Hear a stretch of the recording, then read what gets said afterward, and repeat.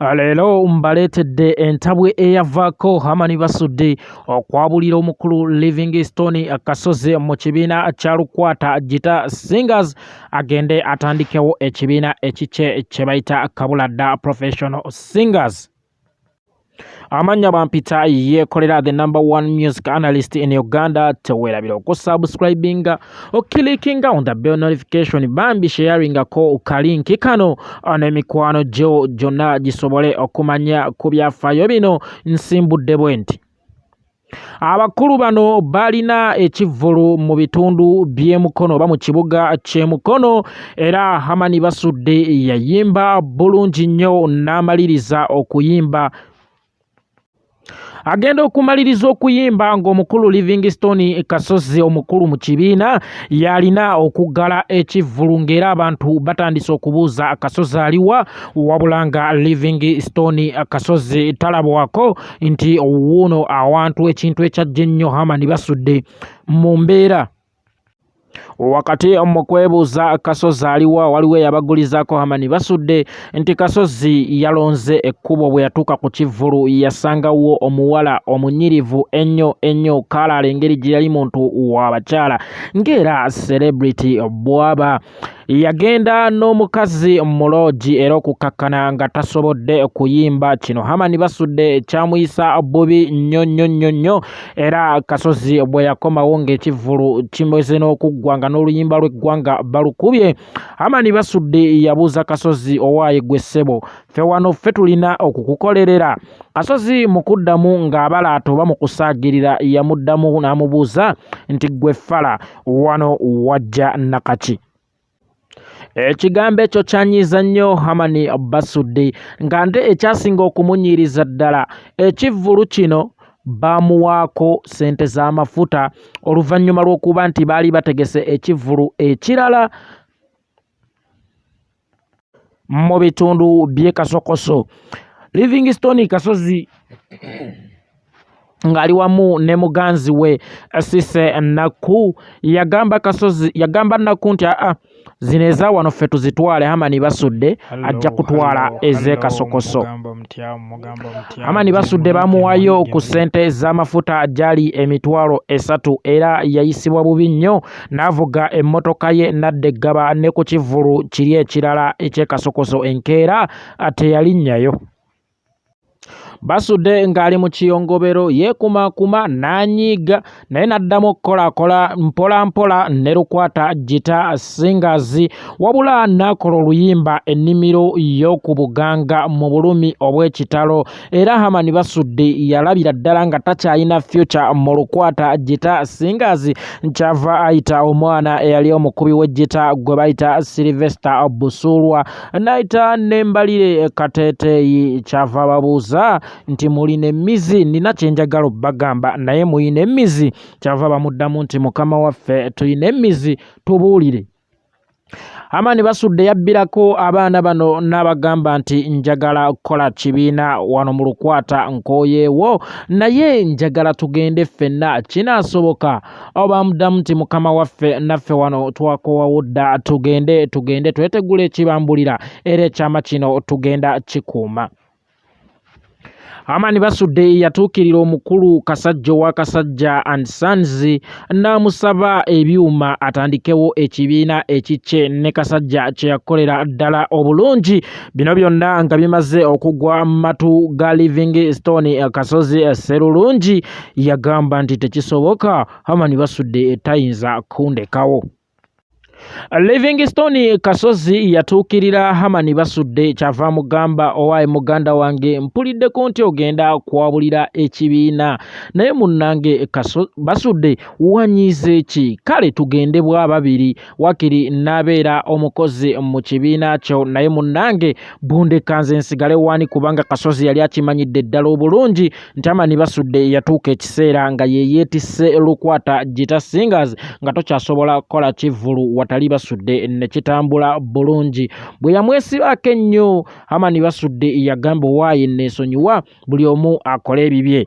Kasozi mu magezi amangi yakubiriraawo teepu gye bayita mmere kipapula n'agitwala ew'omukulu Kasajja and Sons n'amugamba nkuleetedde teepu eno ngenda gikuweera ku bwereere saagala yadde lwataano nga kyenjagala gwe kukkirizisa Hamani Basudde agende nange.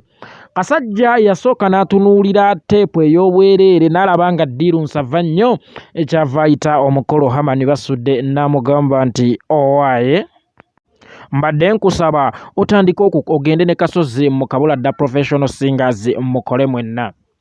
Kino nga tannakimala mu kamwa Hamani Basudde feesi ye yali ekyukiddewo era n'amugamba nti mukama wange ekyo tekigenda kusoboka, sisobola kukola na musajja oyo, omusajja oyo sikyayinza kukola naye, emyaka gye ntambuddeko naye egiwerera ddala 6 ndowooza gimala, teweerabira nti omwaka ogwo tuli mu 1993.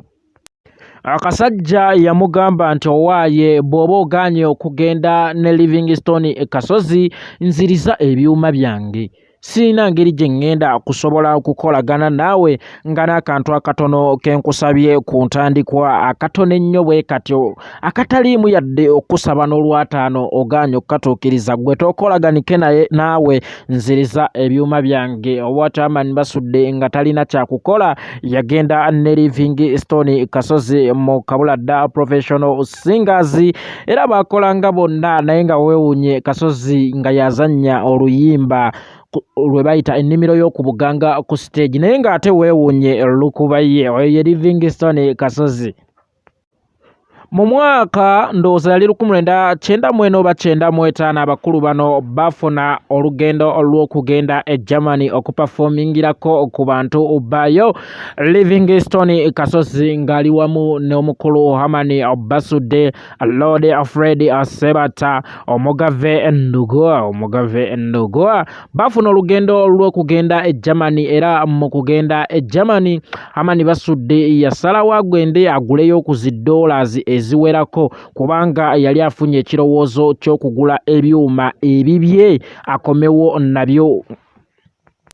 Kino omukulu Lord Fred Sebatta yakinkakasiza ddala bulungi n'aŋŋamba kituufu Hamani Basudde yali aguze ebyuma era nga agenda kukomawo n'aŋŋamba nti omukulu Hamani Basudde yamulaba nga avungisa $, era nga ekigendererwa kye ekyakukomawo na byuma. Olw'okubanga Livingstone Kasozi ye yayinawo ku bitabo, Hamani Basudde yamwesigisa ssente zonna era nga buli kimu yakigula bwe baatuuka eri nga buli kimu yagula era bwe baatuuka okukomawo ebyuma olwamala okutuuka olw'okuba byali biguliddwa nga bitambulira mu mannya ga Livingstone Kasozi, Hamani Basudde yamuwa ssente endala asobole okugenda okkiriyalinga omusolo gwa gavumenti ebyuma bino bisobole okuvaayo batandike okukola.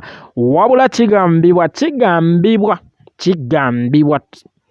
nti omukulu Livingstone Kasozi bwe yamala okufuna ebyuma mu 5 n'ayabulira ekibiina kya Kabuladda Professional Singers anaddayo bupya n'akola ekibiina kye bayita Lukwata Advance. Ku luno teyakituuma Lukwata Gita Singers, yasalawo akituume Lukwata Advance. Amannya bampita yeekolera Hamani Basudde yazzaako ki ng'ebyuma bye bamaze okubibba. Hamani Basudde yagezaako okwekubira enduulu eri chairman w'abayimbi ba Kadongo Kamu mu budde obwo omukulu gwe bayita Lord Fred Sebatta, naye nga byonna buteerere kubanga Livingstone Kasozi ebyuma byali bijjidde mu mannya ge ne bwe bagezaako okukozesa amateeka wamma Livingstone Kasozi yali wa kumusinga. Hamani Basudde yasalawo olutalo aluzze mu gita n'akwata peeni n'awandiika oluyimba abankuseere. Akoluyimba abankuseere Hamani Basudde yayongerezaako oluyimba lwe bayita ekiryo n'omuwafu oba baluyita ebiyita ekiro naye ffe tuluyita ekiryo n'omuwafu. oluyimba luno luyitibwa ebintu bizibu naye ffe tuliyita ekiryo n'omuwafu mwe yawunzikira ng'agamba nti nze mbatunuulidde wabula amadda atakyuse ndi mwatula erinnya wabula luno Kasozi teyalinda kumwatula linnya anajja n'oluyimba akazimba mu lumuli. Oluyimba akazimba mu lumuli ndowooza terwali luyimba buyimba wabula byali bivumo byereere. Amani Basudde yavumwa ebivumo ebipya ku luguudo buli kivumo era oluyimba olwaluwulira Amani Basudde yadduka misinde anagenda ewa kyamaani w'abayimbi ba Kadongo Kamu mu budde obwo omukulu Lord Fred Ssebatta n'amugamba owulidde musajjawo kyankoze naye mugambe nange peeni njikutte. Amani Basudde mu busungu obungi yakwata peeni. Amani Basudde mu busungu obungi yakwata mwannyina gwe bayita Immaculate Nabiryo n'amujja mu Uganda n'amusindika era ndani atandika okukuba ekyeyo. Teweerabira nti Nabiryo yali muganzi wa Livingstone Kasozi wabula Amani Basudde olw'obusungu obungi yasalawo abawulire ddala akutulirewo ddala enkolagana ye wakati we ne Livingstone Kasozi era akabanga akaddirira Livingstone Kasozi ng'amaze okulwala ekimbe kyamukenenya nga n'obwavu mu butuufu bumweyongedde yasalawo okudda mu maka ge ekyabbogo e Masaka afiireeyo kubanga ne ssente wali tewakyali. Wano Amani Basudde yafulumya oluyimba lwe bayita byenda bye mwe yateekera kapaati akagamba nti luyuuguumo gwe ndiba ne muntana n'engugumuka nzijukire ebibi bye wankolako kubanga Kasozi mu budde obwo yali takyasobola kwetengerera atambula agwa era wano Amani Basudde we yakolera oluyimba mu luyimba lwe lumu yateekamu kapaati nti balala balinze kyagendera mu keesi nandibagambyeyo omuntu akusigula mpalana ng'ategeeza Livingstone Kasozi. Bino byonna nga bituuse Livingstone Kasozi yafuna ennyiike n'afuna ennyiike era Basudde teyakoma ku ekyo n'afulumya oluyimba lwe bayita ggwanga ki lwe muyita Tasso. Kasozi lwe yalowooza nti era lwali lukoona ye Kasozi yasalawo ayitireko e Kampala n'afulumya teepu gye bayita n'afulumya oluyimba lwe bayita Kabaliga. Amani Basudde ng'enkola ye bweri bwe yamanya nti omusajja amukubye Kabaliga yadduka misinde ewa kyamaani w'abayimbi ba Kadongo Kamu mukulu Lord Fred Ssebatta n'amuyitiramu. Lord Fred Ssebatta n'ayita Kasozi n'amuwooyawooya era okukkakkana nga teepu bagyokyezza era Livingstone Kasozi ne yeddira e Masaka mu bwavu obungi wabula omukulu HK ng'ali wamu ne Festo Kasajja basalawo bamunoneyo mu kyalo bamuzze akakodyo ke baakozesa kakuteekawo mbeera nti mukazi wa Livingstone Kasozi Namanda yali anobye ne bakomawo ne teepu ya bwendiba nfudde okuli oluyimba olwa Nalweyiso. Kigambibwa nti mu byafaayo bya music wa Kadongo Kamu temubangamu teepu etundanga Nalweyiso. Abantu bakwatibwa Kasozi ennaku bambi buli omu namusaasira wabula ate nga kyannaku ye teepu teyagifunamu yadde n'olwataano kubanga yagiwa bano abakulu ababiri ng'ekirabo ky'okumujja mu kyalo okumukomyawo e Kampala addemu akole. Livingstone Kasozi yatuukirira abakulu ba Pride Production nga siriimu bambi amuluma siriimu ng'amugonzezza. Abakulu abaali bakulira Pride Production be bakulu era abakulira bakayimbira Drama Actors okuli Charles James Nkoboge Siasa Aloysius Ambatovu Joy n'omukulu Andrew Benon Kibuuka Dube Sempata n'abasaba bamukolereyo ku kivvulu bamutegekereyo ekivvulu asobole okufuna kasente akagula empeke n'ak'okweriisa n'ak'okulabirira abaana era nabo kye bataagaana ne bayita omukulu Principal Job Kafeero ne babimuliramu wabula Kafeero n'abagamba nti mu budde buno tosobola kukola kivvulu na kivubo nga tekuli Amani Basudde ne kijjula. Amani Basudde ye yali omuntu omukulu mu music industry wa Uganda mu budde obwo olwaliro nga bw'olaba bakamiliyoni Bebe Cool Bobi Wine mu budde obwo yali Amani Basudde.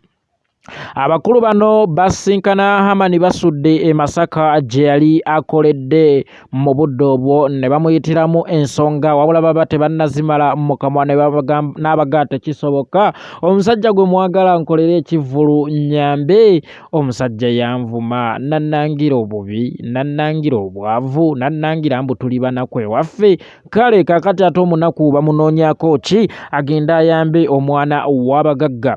Omukulu Charles James Nkoboge siyaasa yamukakkanya n'amugamba munnange oli munno agenda kufa si kirungi muntu kufa nga temusoonyiwaganye beerawo wakisa mu mutima obeera omukatuliki omulungi bambi. Hamani Basudde kye yakkiriza.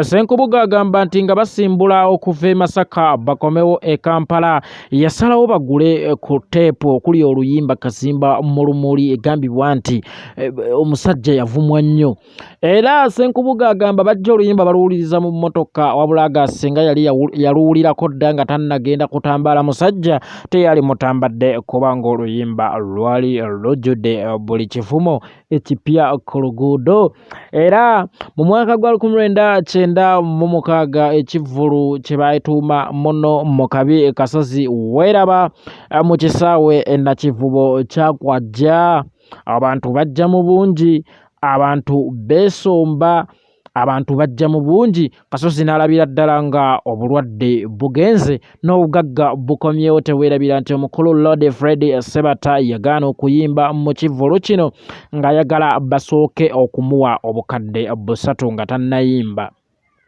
Ebivvulu bya munno mu kabi byagenda mu maaso n'okutalaaga Uganda yonna ebibuga by'enjawulo buli wamu nga Kasozi agonze nga Kasozi alabika agonze naye ng'omujaasi bw'afa n'emmundu ne Kasozi yafa n'ejjita.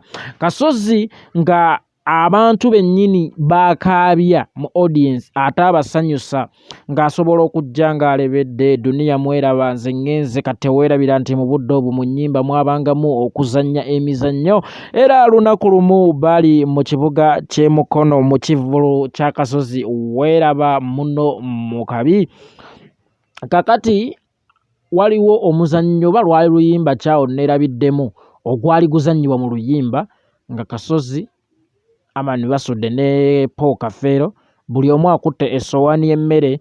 Livingstone Kasozi kyava addira emmere y'Abasudde ne emmere ya Kasozi yonna n'agigatta ku ssowaani ye kyava bagamba mwe mukyalya nze ngenda kwegendera. Kakati ate abantu bonna abaali babunyenyiike buli omu n'afubutuka enseko n'aseka wamma Livingstone Kasozi yali musanyusa w'abantu.